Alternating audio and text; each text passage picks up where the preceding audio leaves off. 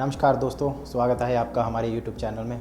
तो आज मैं आपके साथ इंटरनेशनल ऑर्गेनाइजेशन डिस्कस करने जा रहा हूँ। सबसे पहली जो हमारी इंटरनेशनल ऑर्गेनाइजेशन है वो है यूनाइटेड नेशन ऑर्गेनाइजेशन यानी कि यूएनओ। यूएनओ के जो इस्टेब्लिशमेंट था वो after the second world war के बाद किया गया, क्योंकि जब आपको भी पता है कि जब सेकेंड वर्ल्ड वार हुआ तो यूएसए ने जो है जापान पर अटैक कर दिया, हिरोशिमा एंड नागासाकी पर।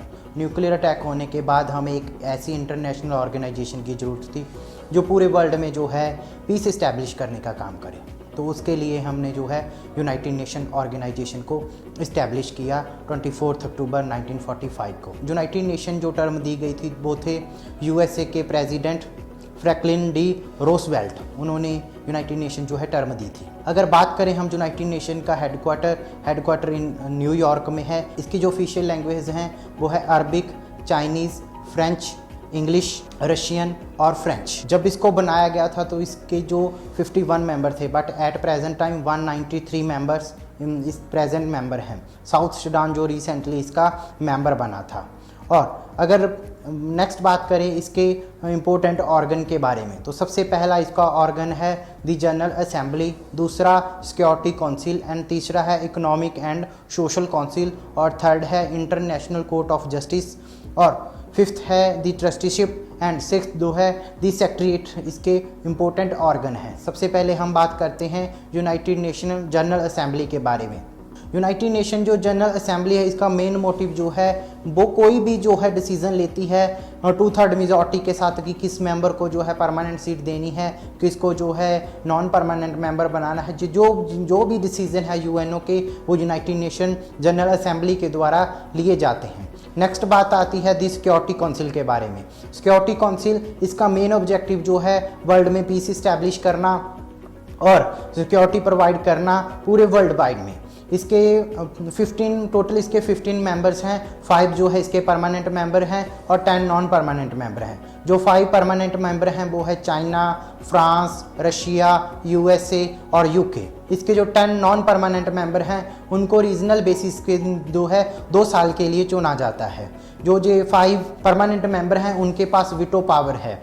वीटो का पावर मीनिंग का ये नहीं है कि वो कुछ भी करें, इसका मीनिंग ये होता है कि आई नॉट एग्री विद यू। अगर कोई यूनाइटेड नेशन में कोई भी बिल आता है तो वो अगर उस बिल के खिलाफ वीटो यूज़ करते हैं तो वो जो बिल है कोलैप्स कर जाता है। और सबसे जो ज़्यादा टाइम वीटो का यूज है वो रशिया ने किया है। और चाइना ने हमेशा ही इंडिया की परमानेंट सीट के खिलाफ जो है वीटो का यूज़ किया है, क्योंकि चाइना नहीं चाहता कि इंडिया भी यूनाइटेड नेशन की परमानेंट सीट पर जो है उसका परमानेंट मेंबर बन पाए। और नेक्स्ट बात करते हैं हम नेक्स्ट ऑर्गन के बारे में। इसका नेम है the economic and social council. इसके 54 मेंबर्स हैं जो कि 3 साल के लिए चुने जाते हैं। इसका जो मेन ऑब्जेक्टिव है वो सस्टेनेबल डेवलपमेंट को प्रमोट करना, एम्प्लॉयमेंट बूस्ट करना और सोशल एंड इकोनॉमिक डेवलपमेंट को बढ़ावा देना है। इसके अंदर जो है 15 यूएन की स्पेशलाइज एजेंसी हैं जो अलग अलग फील्ड में अलग अलग वर्क करती हैं। जैसे कि सबसे पहले ILO international labour organisation, second food and agriculture organisation और थर्ड आती है यूनेस्को यानी कि united nation educational scientific cultural organisation. और नेक्स्ट आती है ICAO यानी कि इंटरनेशनल सिविल एविएशन ऑर्गेनाइजेशन। और नेक्स्ट आती है IFAD यानी कि international fund for agriculture development. Next आती है IMF इंटरनेशनल मॉनिटरिंग फंड।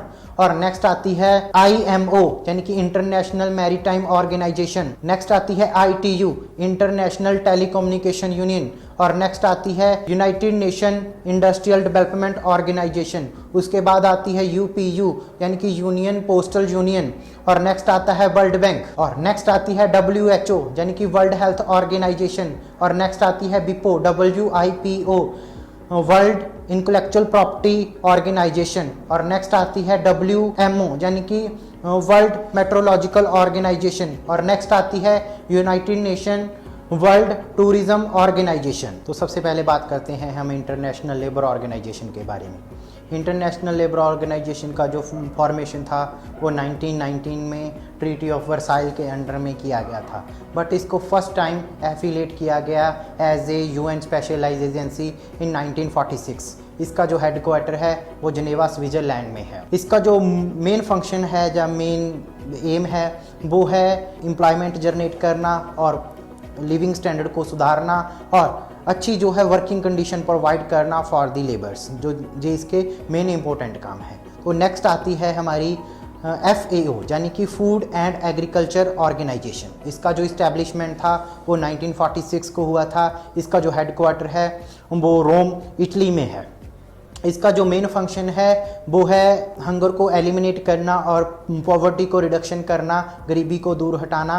इसका जो मेन ऑब्जेक्टिव है बाय द एग्रीकल्चर, यानी कि एग्रीकल्चर को, कृषि को प्रमोट करते हुए ये जो है भूखमरी और गरीबी को दूर हटाते हैं। यूनेस्को की फुल फॉर्म है united nation educational scientific cultural organisation. इसका जो हेडक्वार्टर है वो है पेरिस, फ्रांस में। इसकी जो इस्टेब्लिशमेंट थी वो 16 नवंबर 1946 को हुई थी। इसका जो मेन ऑब्जेक्टिव है वो पीस इस्टेब्लिश करना पूरे वर्ल्ड वाइड में by the educational, scientific and cultural programme के द्वारा। यूनेस्को के द्वारा 2 रिपोर्ट रिलीज की जाती हैं, एक तो global educational monitoring report and दूसरी gender parity index report release की जाती हैं यूनेस्को के द्वारा। नेक्स्ट बात करते हैं हम ICAO के बारे में, यानी कि इंटरनेशनल सिविल एविएशन ऑर्गेनाइजेशन। इसका जो हेडक्वार्टर है वो मॉन्ट्रियल, कनाडा में है।